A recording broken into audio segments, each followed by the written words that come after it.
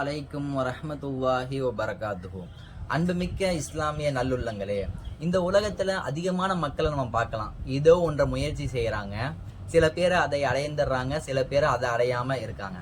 அப்படி அடையாம இருக்கக்கூடியவங்க கஷ்டம், இறைவனாய் நான் கஷ்டப்பட்டேன், இறைவனுக்கு இதை தரலையே. அப்ப இப்படி புலம்பக்கூடிய, இப்படி தன்னுடைய ஹுஸ்ன, தன்னுடைய கவலையை வெளிப்படுத்தக்கூடிய மக்களை நம்மளால காண முடியுது.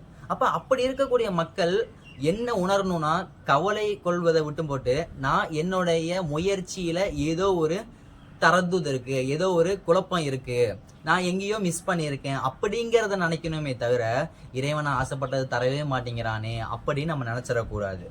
இறைவனுடைய சாதாரண நியதியே இந்த உலகத்துல யாரு முயற்சி செஞ்சாலும் அதை அவங்களுக்கு கொடுத்தே தீருவான்.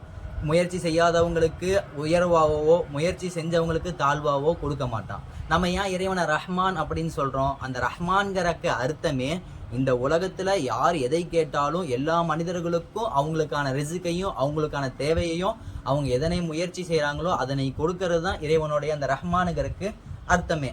அப்படி இருக்கும்போது இந்த சாதாரண உலகத்துல யார் முயற்சி செஞ்சாலும் கொடுப்பாங்க. நம்ம முஸ்லீமா இருக்கோம், நான் முயற்சி செய்ய வேண்டும்ங்கிற அவசியம் இல்லை அப்படின்னு நினைக்க கூடாது. நம்ம தான் அதிகமாக முயற்சி செய்யணுங்கிற அந்த எண்ணம் நம்மள்ட்ட இருக்கணும்.